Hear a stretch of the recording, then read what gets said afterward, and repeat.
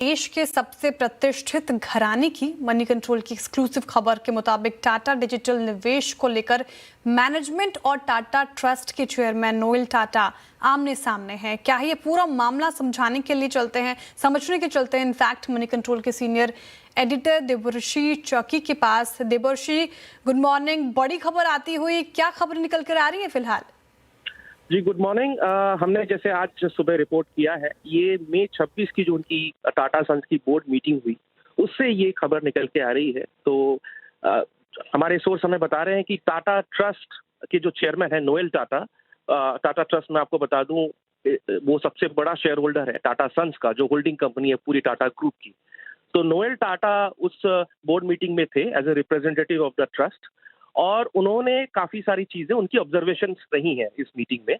तो सबसे बड़ा एक तो उनका जो सबसे बड़ा उनका कंसर्न है वो है कि टाटा सन्स की जो लॉस मेकिंग बिजनेसेस हैं, जैसे समझ लीजिए एयर इंडिया जो उन्होंने गवर्नमेंट से एक्वायर किया, इसके अलावा उनकी जो सेमीकंडक्टर बिजनेस है उसमें भी लॉसेज हैं। बट सबसे ज्यादा जो उनका कंसर्न है वो जो डिजिटल बिजनेस है, जो टाटा सन्स के अंडर जो टाटा ग्रुप की जो डिजिटल कंज्यूमर डिजिटल बिजनेस है, जिसमें आप इनकी जो ऑनलाइन बिजनेसेस हैं उन पे सबसे ज्यादा उनका कंसर्न रहा है। और हमारे सोर्सेस हमें बता रहे हैं कि इस मीटिंग में एक प्रेजेंटेशन दी गई बोर्ड को, जिसमें 7,000 करोड़ की इक्विटी इन्फ्यूजन की मांग की गई। बोर्ड से बोला गया कि ये 7,000 करोड़ जो है ये डिजिटल बिजनेसेस में और इनकी जरूरत है, इससे वो कंपनी और कम्पिटिटिव होने की कोशिश करेगी। लेकिन इसमें सबसे ज्यादा ये ध्यान देने वाली बात है कि ये 7,000 करोड़ के इन्वेस्टमेंट के बाद भी अगले 3 साल तक कंपनी अपने 3,000 करोड़ के हिसाब से 9,000 करोड़ का लॉस का प्रोजेक्शन इन्होंने बताया है। और उन्होंने इस पे ये भी बताया है कि रेवेन्यू जो है ये 45% के हिसाब से हर साल बढ़ेगा। तो ये प्रेजेंटेशन किया गया टाटा डिजिटल की तरफ से, जिसमें एन चंद्रशेखरन जो टाटा सन्स के चेयरमैन वो भी रहे इस मीटिंग में। लेकिन नोएल टाटा हमारे सूत्र हमें बता रहे हैं कि वो बिल्कुल इससे वो इस सेम पेज में नहीं थे इस मैटर को लेकर।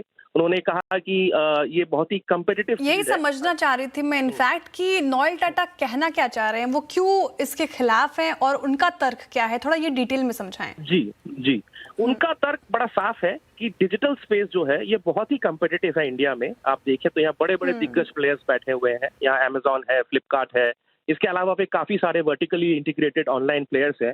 तो नोएल टाटा का ये सोचना है कि इन सारे इतना कम्पिटिटिव स्पेस में टाटा डिजिटल के ऊपर इतना सारा पैसा खर्च करना, जहां आपके प्रॉफिटेबिलिटी की कोई पाथ क्लियर नहीं है, ये वाजिब है या नहीं है, इसको उन्होंने पूछा है बोर्ड को। ये टाटा सन्स के जो सामने जो प्रेजेंटेशन किया गया, यहाँ उन्होंने इस चीज पे ऑब्जेक्शन किया है कि हम इतना पैसा जो खर्च कर रहे हैं ये लॉजिकल है या नहीं है। ये नोएल टाटा का प्राइमरी कंसर्न है।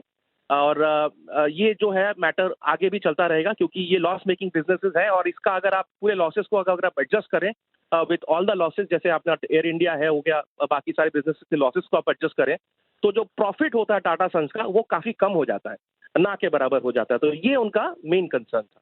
घाटा सहन करना बड़ी मुश्किल की बात होती है इस बड़ी कंपनी के लिए। शुक्रिया देवर्षि जानकारी के लिए और खबर डिटेल में हमें समझाने के लिए और आसान भाषा में हमारे दर्शकों के सामने रखने के लिए बहुत शुक्रिया। आपके वक्त के लिए आगे बढ़ रहे हैं तो इस वक्त की बड़ी खबर जो मनी कंट्रोल एक्सक्लूसिव थी कि टाटा डिजिटल से में जो निवेश है उसको लेकर नाखुश है नोएल टाटा और अभी फिलहाल आमने सामने मैनेजमेंट। चलिए अब जो भी डेवलपमेंट होगी इस खबर को लेकर वो हम CNBC आवाज़ के दर्शकों के सामने रखेंगे ज़रूर।